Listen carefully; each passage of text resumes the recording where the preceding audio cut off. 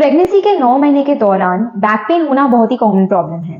लेकिन ये back pain किस वजह से होता है, इसको प्रिवेंट करने के लिए हम क्या कर सकते हैं और साथ ही इसे कैसे ट्रीट कर सकते हैं, ये सारी जानकारी मैं आपको इस वीडियो में देने वाली हूँ। इसीलिए ये वीडियो एंड तक जरूर देखिए।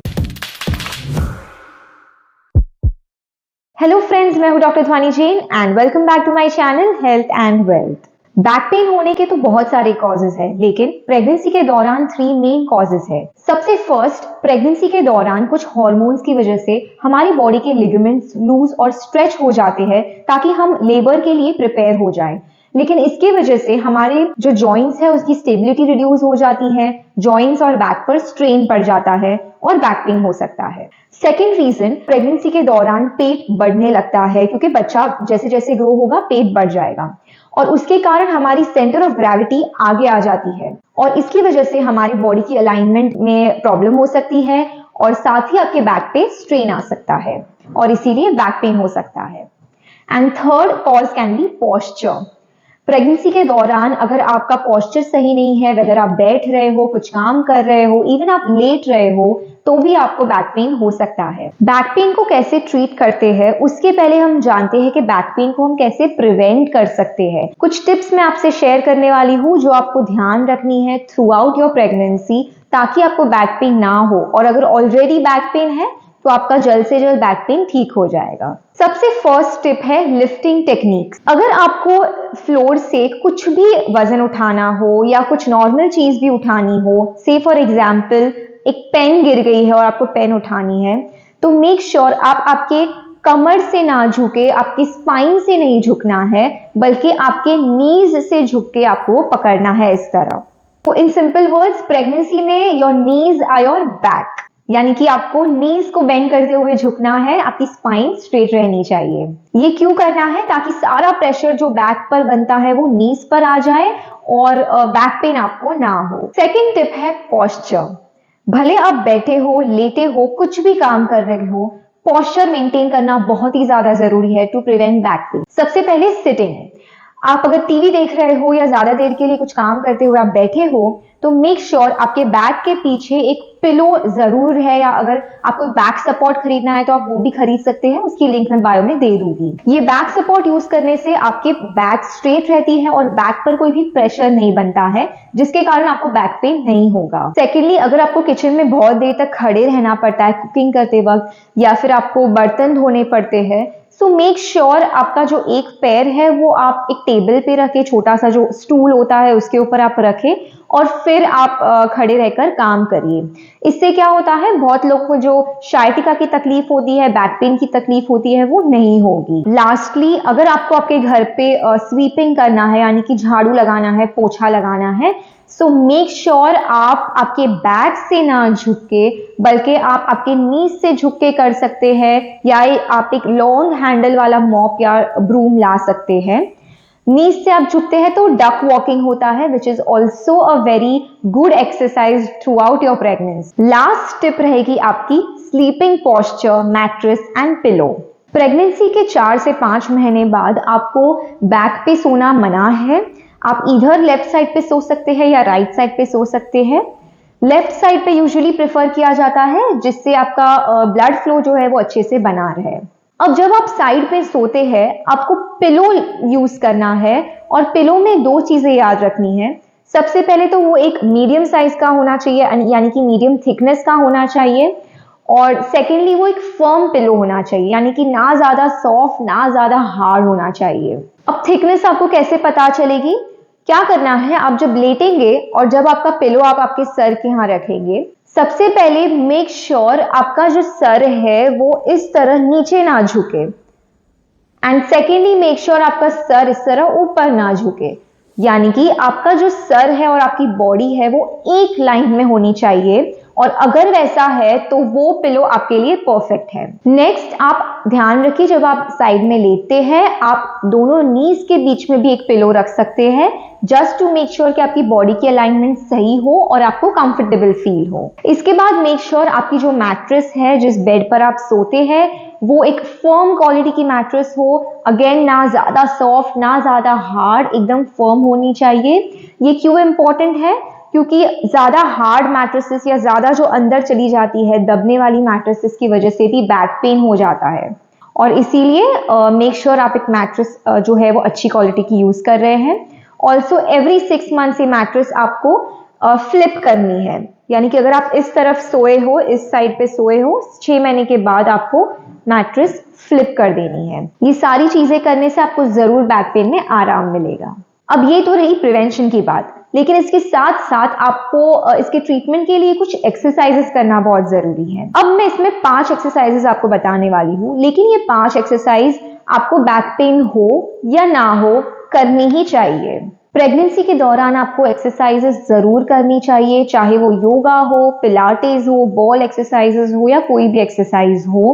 क्यों करनी चाहिए? क्योंकि ये सारी एक्सरसाइजेस आपके बॉडी को प्रिपेयर करती है for your labour, for your delivery and also post pregnancy. अगर आप ये करें तो आपके बॉडी को प्री प्रेगनेंसी स्टेट में आने में बहुत ही ज्यादा अच्छी हेल्प मिलेगी, यानी कि आपकी रिकवरी बहुत ही ज्यादा बेटर होगी। लेकिन ध्यान रहे ये सारी एक्सरसाइजेस आपको फर्स्ट ट्राइमेस्टर के बाद शुरू करनी है। ऑल्सो मेक श्योर अगर आपको प्रेगनेंसी के दौरान कोई भी कॉम्प्लिकेशंस है तो आप प्लीज आपके गायनेक या ऑब्स्टेट्रिशियन से कंसल्ट कीजिए वेदर आपके लिए कोई भी पर्टिकुलर एक्सरसाइज सूटेबल है या नहीं, एंड फिर ही आप एक्सरसाइज करिए। तो चलिए अब हम एक्सरसाइजेस करते हैं। फर्स्ट एक्सरसाइज एक बहुत ही बेसिक एक्सरसाइज है बट बहुत ही ज्यादा इंपॉर्टेंट एक्सरसाइज है थ्रू आउट योर प्रेगनेंसी।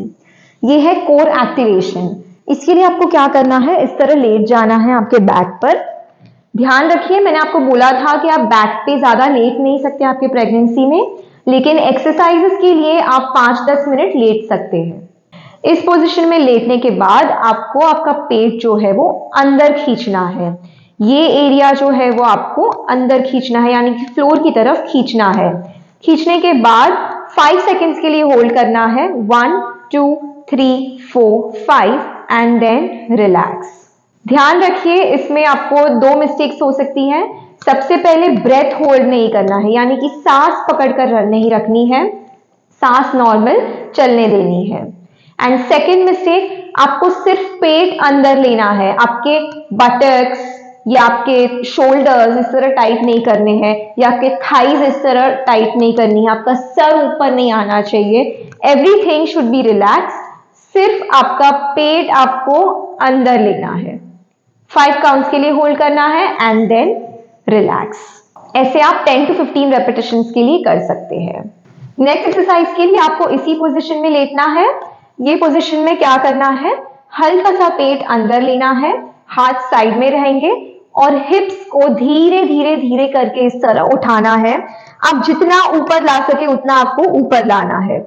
ये आप होल्ड करिए 1 2 3 4 5 और फिर धीरे से आपका पूरा जो कमर है वो नीचे लाना है, but start from upper back, यानी कि upper back, mid back, lower back and हिप्स। और जब आप ऊपर आएंगे तब आप क्या करेंगे, सबसे पहले हिप्स ऊपर आएंगे, low back, mid back and upper back. जितना आप ऊपर ला सके उतना ऊपर लाना है, होल्ड करना है and then slowly come down from upper, mid, lower back and then hips. ऐसे आप 10 to 15 रेपिटेशंस के लिए कर सकते हैं। नेक्स्ट एक्सरसाइज के लिए आपको ऑल फोर्स पोजीशन में आना है, लेकिन आप ध्यान रखिए जब आप इस पोजीशन से आप जब ऊपर बैठते हैं तब आपको ध्यान रखना है आपको इस तरह से नहीं उठना है। आपको हमेशा एक साइड, एक करवट लेनी है और फिर इस तरह उठना है। ये हमेशा आपको ध्यान रखना है, भले आप बेड पर सोए हो या एक्सरसाइज करते वक्त कर रहे हो, आपको ये साइड में आना है और फिर ही उठना है। तो हम ऑल फोर पोजीशन में आ जाते हैं इस तरह। मेक श्योर आपका जो शोल्डर है वो आपके हाथ के एकदम लाइन में होना चाहिए और आपकी हिप्स और नी एक लाइन में होनी चाहिए। आपके टोज या तो रिलैक्स हो सकते हैं या तो इस तरह हो सकते हैं, एज यू आर कंफर्टेबल। अब इसके बाद ये एक्सरसाइज है कैट एंड काउ। तो इसमें आपको क्या करना है, सबसे पहले आपकी जो कमर है उसे नीचे डिप करना है, इस तरह जितना आप नीचे कर सको, और फिर आपका सर जो है वो आपको ऊपर लेके जाना है, आप जितना लेके जा सको।